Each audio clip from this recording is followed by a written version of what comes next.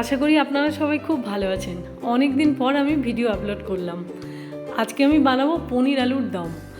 আমি ক্রিম পনির, এটাকে আমি সুন্দর করে কিউব করে ছোট ছোট কেটে নিয়েছি, আর আলুও আমি সেদ্ধ করে কিউব করে কেটে রেখেছি। এবার কড়াইয়ের মধ্যে আমি তেল দেবো, তার মধ্যে আপনারা এটা সর্ষের তেলেও করতে পারেন, আমি সাদা তেলে করেছি।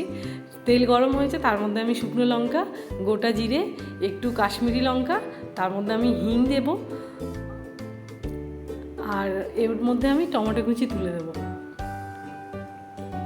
টমেটোটাকে আমি একটু ভালো করে কষিয়ে নিয়ে এর মধ্যে আমি আদা বাটা দেবো, কারণ টমেটোটার জল থাকলে আদা দিলে সেটা অনেকক্ষণ লাগে টাইম ভাজতে, তাই জন্য টমেটোটা একটু ভাজা হয়ে গেছে, এর মধ্যে আমি আদা বাটা দিয়ে দিয়েছি।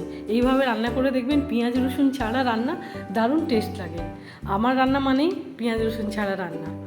এবার আমি লবণ দিয়ে দিয়েছি, তার মধ্যে এবার হলুদ গুঁড়ো, লঙ্কা গুঁড়ো, জিরে গুঁড়ো আর ধনে গুঁড়ো আমি 2 চামচ দিয়েছি। ধনে গুঁড়ো একটু বেশিই দিয়েছি, এটার টেস্ট খুব ভালো লাগে। এটা ভালো করে কষিয়ে নেব। আমি একদম কম আঁচে এটা করেছি, একদম লো ফ্লেমে, আর ঢাকনা দিয়ে দিয়ে করেছি। দেখুন ঢাকনা খোলার পরে আমার মশলা থেকে তেল ছেড়ে গেছে। এটাকে দেখতে খুব সুন্দর লাগছে, খেতেও খুব ভালো লাগবে। আপনারা অবশ্যই এইভাবে বানিয়ে আমাকে জানাবেন কেমন হয়েছে।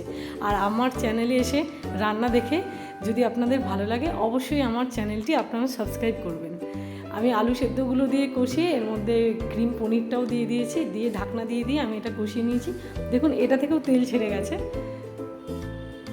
আপনারা এটা এরকম কষাও খেতে পারেন, বা যে যেরকম মনে করবেন সে সেরকম মতো পরিমাণ মতো জল দেবেন। তবে এটা একটু মাখা মাখা খেতেই ভালো লাগে। আমি ঠিক এইরকম জল দিয়ে আমি এটা আবারও ঢাকনা দিয়ে দেবো। ঢাকনা খুলে দেখুন আমার রান্না একদম কমপ্লিট, খুব তাড়াতাড়ি রান্না হয়ে যায়। এর মধ্যে আমি একটু ঘি দিয়েছি। আপনাদের সবাইকে অশেষ ধন্যবাদ। Thank you so much.